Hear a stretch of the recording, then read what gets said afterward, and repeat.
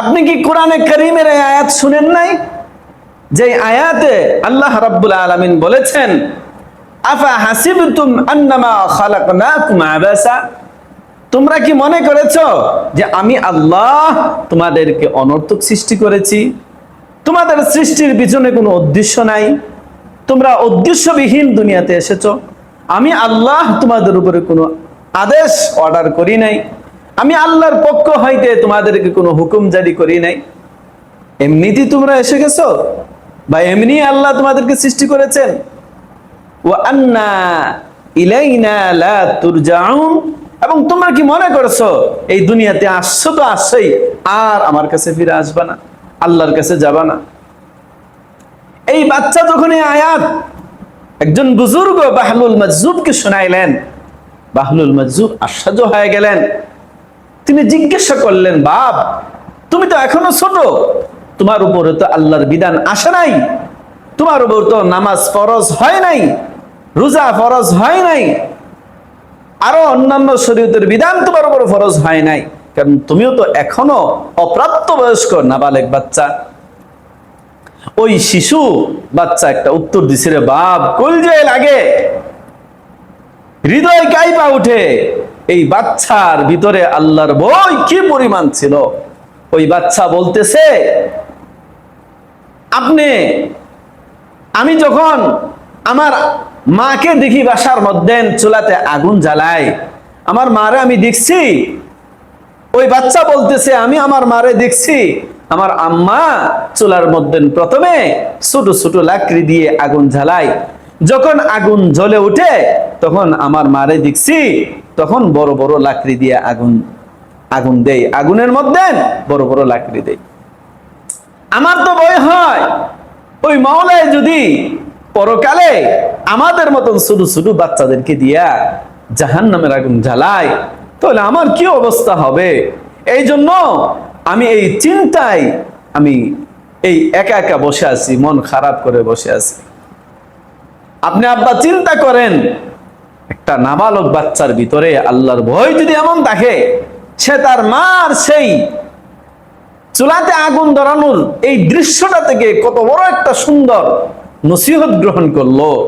আফসোস বাপ, আপনার চোখের সামনে কত সুন্দর সুন্দর দৃষ্টান্ত আল্লাহ উপমা আপনার চোখের সামনে দেখাইছে, আপনার চোখে দেখছেন, কিন্তু আপনি কোনো উপদেশ নিতে পারলেন না, আপনি নসিহত গ্রহণ করতে পারলেন না। পূর্বের যুগে বাচ্চাদের ভিতরে বাপ আল্লাহর ভয় যে পরিমাণ ছিল,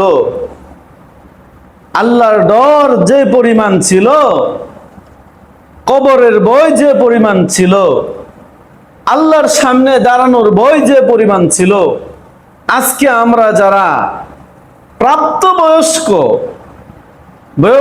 বয়োবৃদ্ধ হয়েছি, আজকে তাদের ভিতরও সেই ভয়, সেই খৌফুল্লাহ, আল্লাহর ভয় নাই।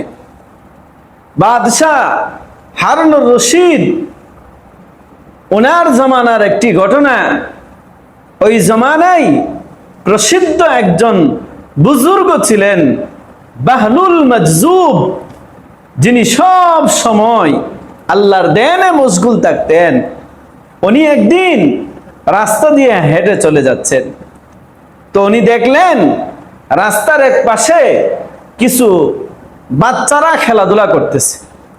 তো এর মধ্যে একটা বাচ্চাকে তিনি দেখলেন এক পাশে বসে, বাচ্চাটা মন খারাপ করে, তার চেহারার মধ্যে টেনশন, ভয়, একটা জিনিস চিন্তা করতেছে, এরকম ভাব তার চেহারায় ভাসতেছে, তাহার ভিতরে কোনো আনন্দ নাই।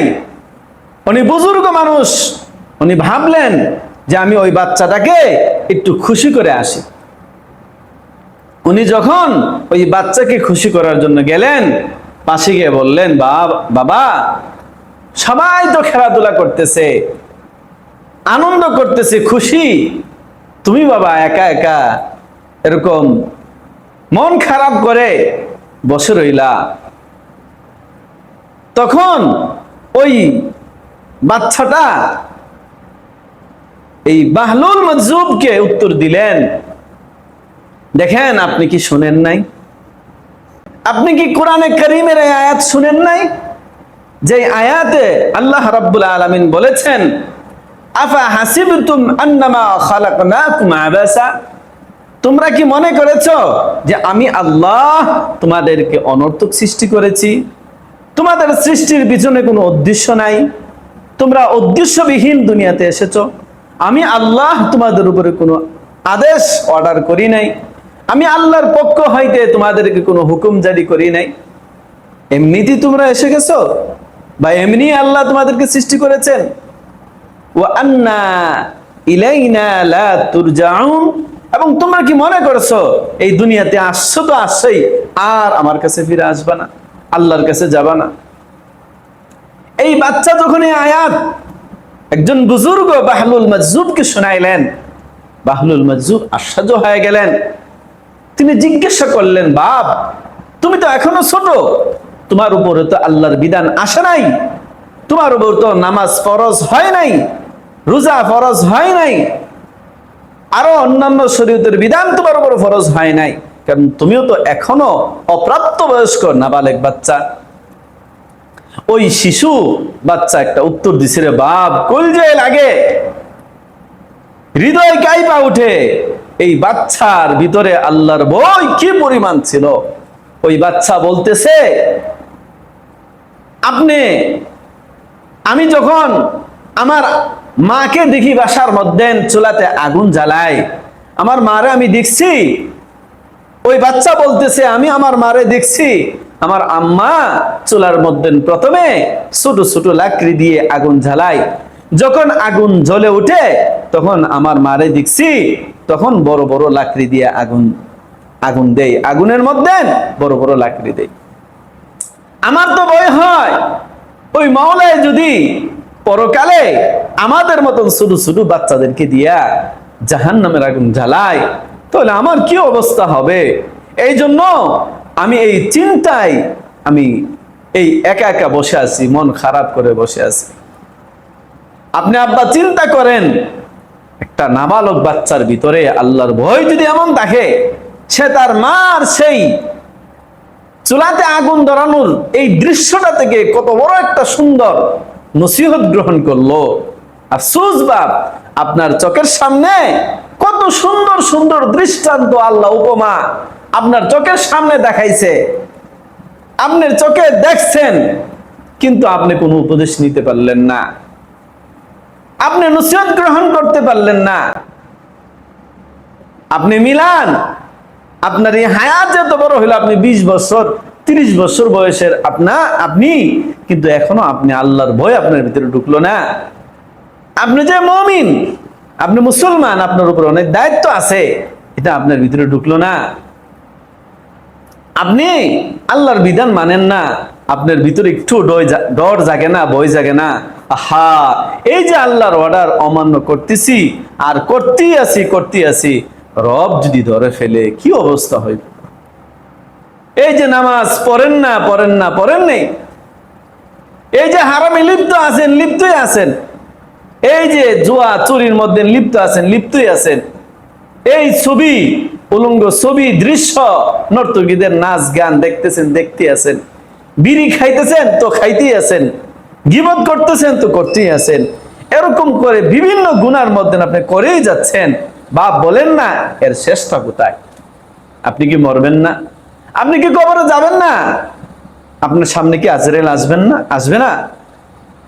না হয়তো আপনি বলেন, বাবা আপনি বলেন যে আজরাইল আসলে আজরাইলকে আমরা ফেরত পাঠাই দেব, বলবো আমাদের এখনো যাওয়ার সময় নেই। বলেন না, এরকম সুযোগ কারো আছে? কেউ কি বলতে পারবে? কেউ বলতে পারবে না বাপ। এজন্য আল্লাহর ভয় নিজের ভিতরে থাকতে হবে। আল্লাহর ভয় যার ভিতরে আছে, তাহার দ্বারা আল্লাহর অর্ডার পালন হবে, নামাজ হবে, রোজা হবে, যাকাত হবে, হালাল ইনকাম হবে, আরো যত ইসলামের বিধিবিধান আছে সব মানা হবে, আর যত নিষেধ আছে সব থেকে বাঁচা সম্ভব হবে। আল্লাহর ভয় থাকতে হবে, আল্লাহর ডর থাকতে হবে। আপনি আমার চোখের সামনে কত দৃষ্টান্ত, কত উপমা আমার আসতেছে, কিন্তু আপনি এটাকে উপদেশ গ্রহণ করতেছেন না, কোন নসিহত গ্রহণ করতেছেন না, তাহলে বুঝবেন আপনি নিজেকে ধ্বংস করে দিচ্ছেন, নিজের বরবাদি নিজেই ডেকে আনতেছেন।